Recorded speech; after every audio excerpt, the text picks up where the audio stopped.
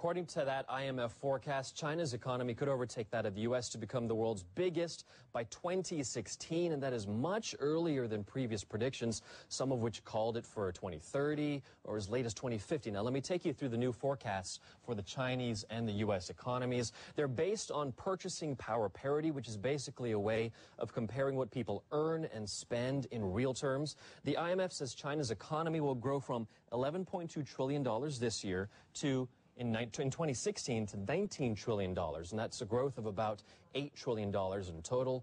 Meantime, the U.S., well, that is forecast to go from about $15.2 trillion in 2011.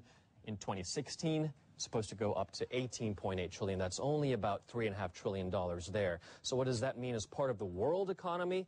Well, by 2016, well, China would be responsible for about 18% of total world output, and that would likely keep rising. The U.S., for its part, would only account for 17.7% of total world output. And, you know, just remember, it was just last year that China overtook Japan as the world's second largest economy. So if the IMF's forecast holds, it would be a great economic leap forward for China, going from number 3 to number 1, and, of course, toppling the U.S. in just 6 years. Extraordinary speed when you look at it like that, Rami. But as you pointed out there are different dates floating around for when China will become the number 1 economy. There doesn't seem to be any doubt it will. It's just a matter of when. So how credible is this 2016 deadline from the IMF? I mean, they're talking about measuring in purchasing power parity, aren't they?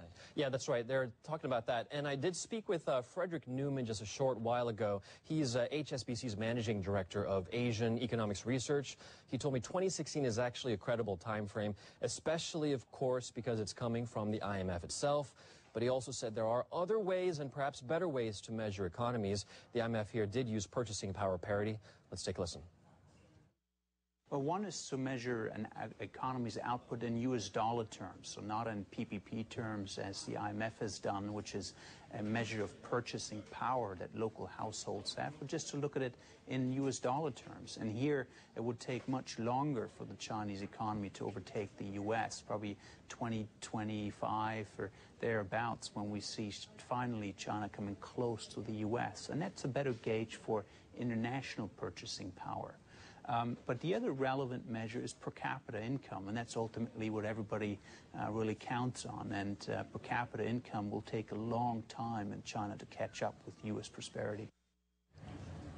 And Newman said that on that measure, by per capita income, China would overtake the U.S. only in the 2040s or the 2050s. Regardless, Andrew, whether it's then or in 5 years from now, it's not a question of if China will surpass the U.S., but when, and we will be talking about this again and again until it does.